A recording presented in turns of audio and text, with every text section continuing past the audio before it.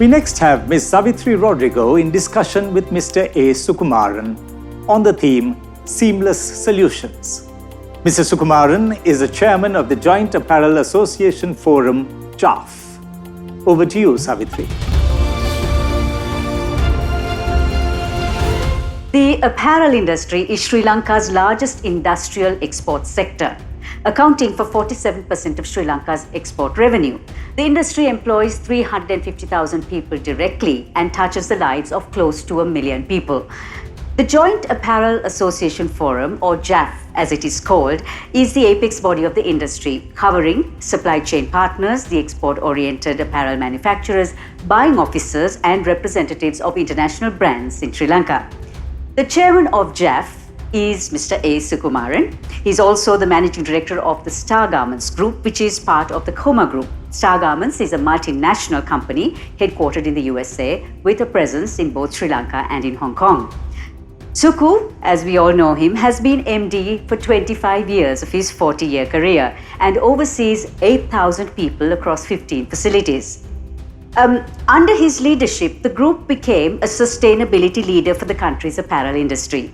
It is Sri Lanka's largest carbon neutral entity, has 3 LEED certified facilities, and plays host to South Asia's first and only passive house manufacturing facility.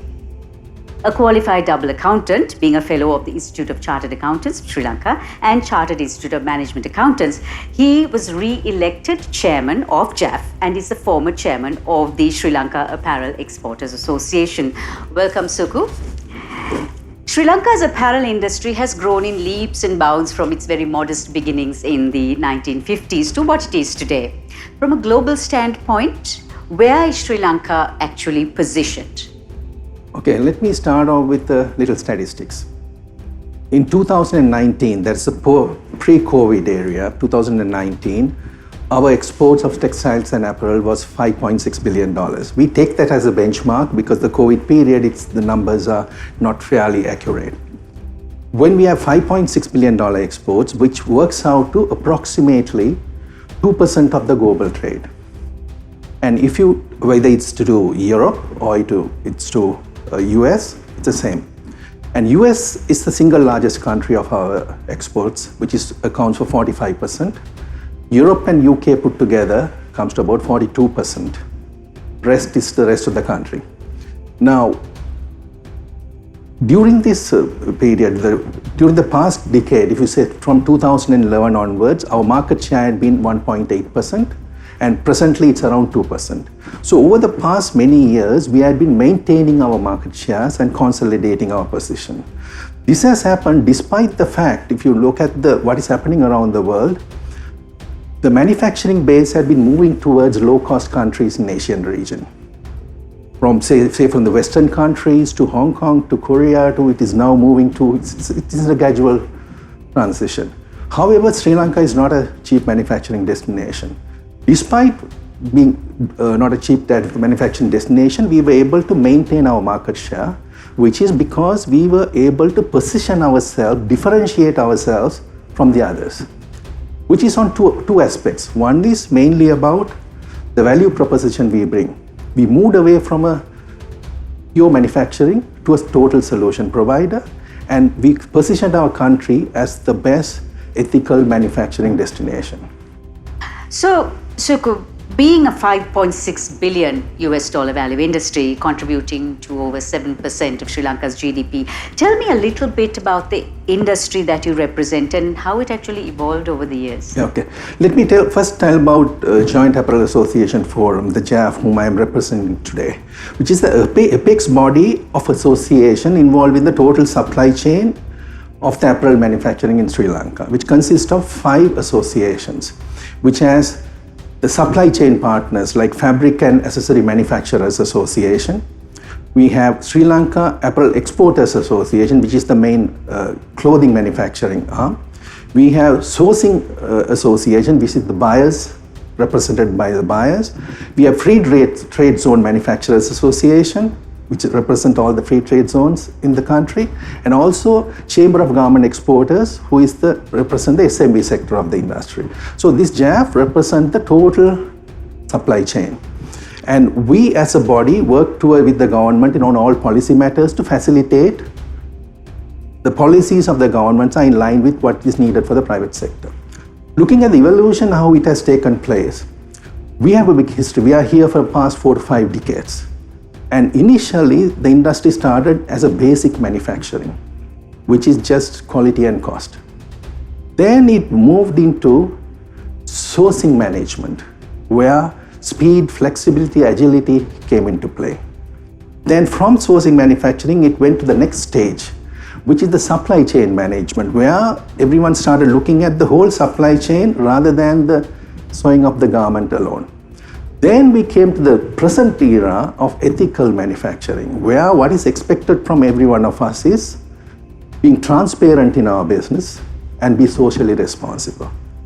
The ethical manufacturing is now taking a newer turn with circularity, which is for the future, where the circularity is in effect where zero waste, where you don't waste anything, and I'm just telling in a very simple term, where we are leading. So in every stage of evolution when it's taking place, we, the Sri Lankan apparel industry, had been ahead of the curve.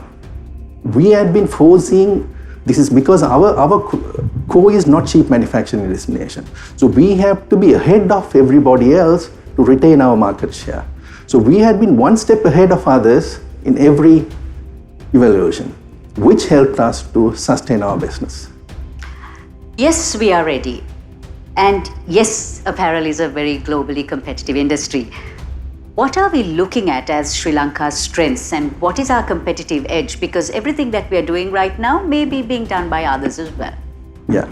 Now, that's exactly what I said, we were ahead of the curve, right? When I say we were ahead of the curve, every stage of evolution, we were forecasting we had to do something different. Because when we are basic manufacturer, many people were coming as basic manufacturers. Unless we do something different, we'll be out of business. That is where the sourcing management came. Every stage we were ahead of time. So coming back to the question of what is our strength, we have created in Sri Lanka a unique position. Because we are not a cheap manufacturing destination, we have created a unique position which cemented our own strengths, not really what happens rest of the world. So basically the first thing is about we have created a sophisticated industry which gives us total solutions. Secondly, we talked about world-class manufacturing facilities. When I say world-class, technologically advanced, ethically advanced, socially advanced manufacturing facilities. Then we have created a situation where we are considered in the world as one of the reliable supplier, a reliable and quality supplier. Then we have very educated and trainable workforce, which allows us to be agile in any business situation. Wherever we have to change, we create a situation, it's agile.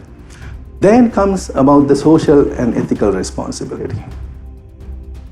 Innovation.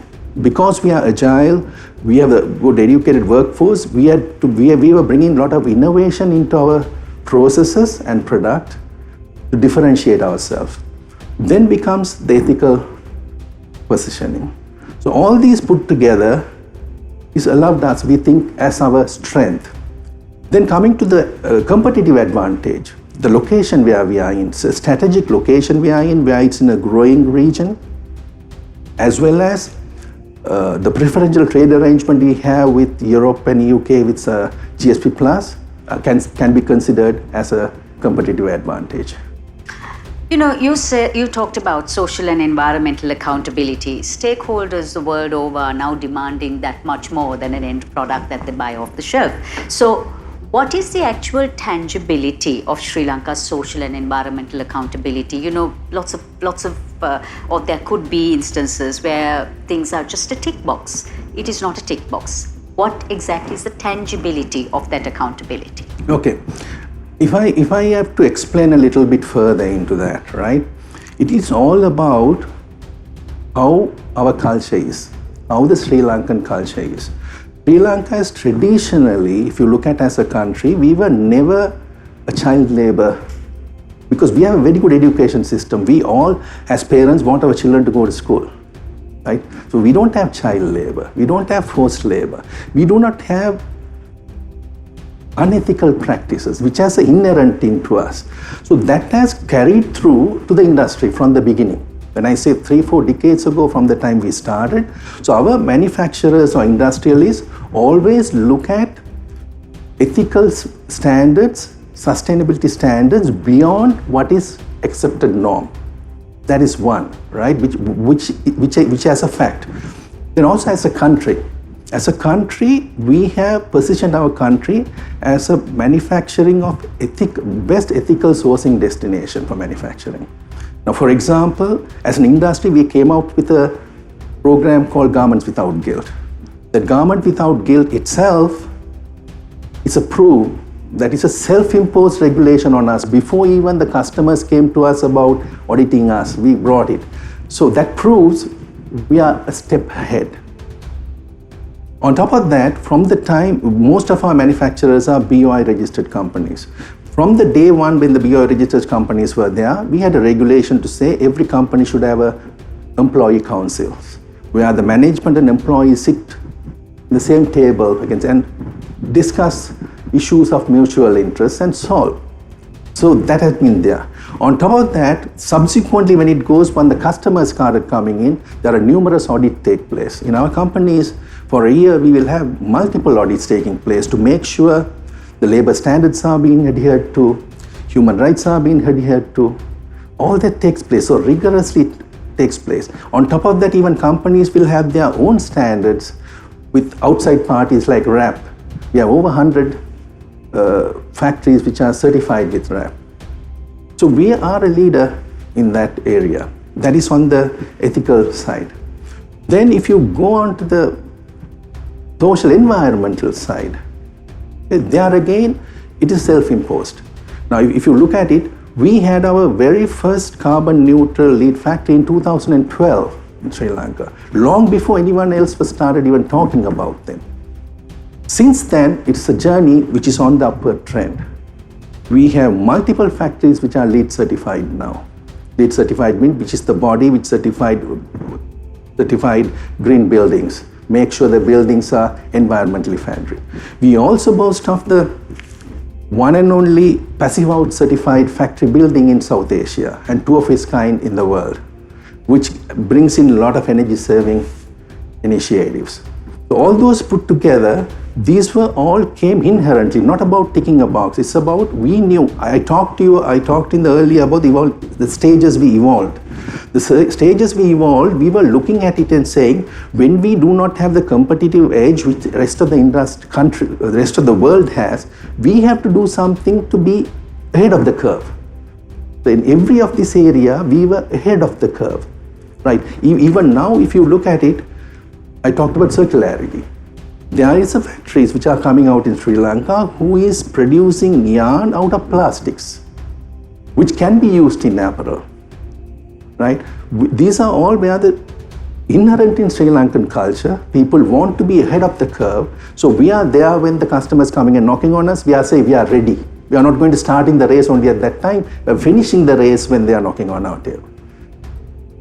How strong is Sri Lanka's backward integration, the seamless supply chain, so to speak, which is very important, especially in these times? Yeah. Now, when Sri Lanka started the industry, our value addition was, when I say value addition, is less than 30%, which means purely all the inputs needed for the raw materials, etc., input needed for industry was imported. Now, the stages of evolution which I talked about, you can see the third stage was supply chain management. At supply chain management, we have to make sure we control our supply chain to a great extent. We have to have control. To do that, we have to make sure the backward integration, whether it's trim suppliers, our packing material suppliers, or it is the fabric suppliers, all are in-house, right? So that we control our supply chain on a regular basis, right? We control. So at that 30% what we had, we were able to, over the past decades, increase it up to 55%. How did that happen? By getting our supply chain right, starting from trim manufacturers to polybag or packing material manufacturers, and also setting up about 7 fabric mills. we were able to go up to 55%. However, even after doing that, we really came into reality when the COVID hit us, which taught us a huge lesson, because we were, even after 55%, we were relying too much on supply chain outside. So when the initial COVID hit, our supply chain, our input raw material dried down, so which created a major lesson to us. We had to do more. That is where the situation we had, a proposal we had with the government to build a fabric park in Iravur materialized. With the government help, it materialized, and the fabric park in the process of setting it up now. When that is up and running, I'm fairly sure our value addition could be, once it's fully investors are coming, our value addition could increase even up to 60%, which is something which we really need. So looking at that, yes, backward integration is a must. We have to control our own supply chain. And I'm fairly certain with Iravur Fabric Park, which is coming, which is going to be a fully fledged park with all the wet processing infrastructure needed. And government is throwing in lots of incentive for investors to come and invest in this park. So I'm fairly confident in years to come that will be one of the center which will allow us to take our backward integration, more fabric parks, as well as our value addition higher. Suku, just as a final question, if you were to summarize Sri Lanka's strategic manufacturing position, what would it be? If I were to say in a very few sentences, right? Sri Lanka is no more a manufacturing position. We are not just a cut and sewn factory. We are a total solution provider. So we provide a total solutions in the manufacturing supply chain to our customers in terms of speed, agility, sustainability, quality, flexibility, all that put together, we give it to our customers. And also importantly, we give it to our partners who are transparent, ethical, and socially responsible. So that is our main point. But taking it from there a little bit further, Sri Lanka has much more to offer, more than the supply chain in the manufacturing. Sri Lanka, with the government's help, and also set up regulation for hub operations, where manufacturing can be held anywhere in the world, but it can be, logistic hub can be out of Sri Lanka. We can have our headquarters of many apparel brands set up over here. We can have design and innovation centers set up here. So our main proposition for Sri Lanka is, if somebody is looking for a holistic approach, not only manufacturing, in the whole supply chain, holistic approach, and here is Sri Lanka, we can offer you. There is no other country which can offer that service. Thank you very much, Suku. That was enlightening, to say the least, about the apparel industry. Just a nice sort of overview in a nutshell. Lots of useful information for an investor. That was the chairman of the Joint Apparel Association Forum, Mr. A. Sukumaran. And just in summary, Sri Lanka is no longer a cut and sew destination. It provides end-to-end solutions, a total solutions supplier, total solutions provider in the manufacturing supply chain in terms of quality, in terms of agility, in terms of flexibility and sustainability, all through partners who are transparent, who are accountable, and who have sincerity of action. That is in the manufacturing base. But at the same time, Sri Lanka is one of those countries that will give holistic solutions because of the logistics hub, the strategic location, and also the end-to-end supply chain solutions that Sri Lanka possesses. Thank you for joining us.